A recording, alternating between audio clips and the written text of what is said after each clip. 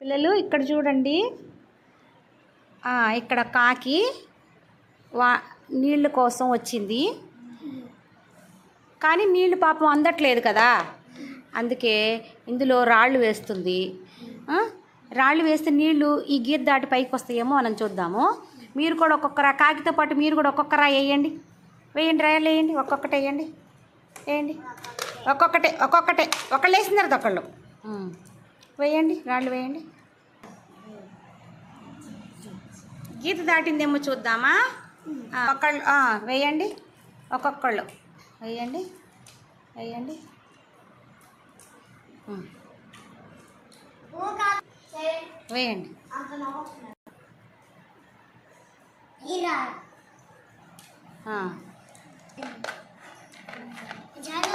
చూద్దామా ఇప్పుడు.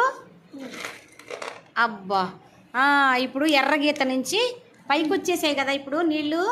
ఇంకొంచెం వేయండి, రాళ్ళు వేయండి, పైకి వస్తే కాకి కందుతుందేమో చూద్దాము. పైకి వచ్చేసినాయి.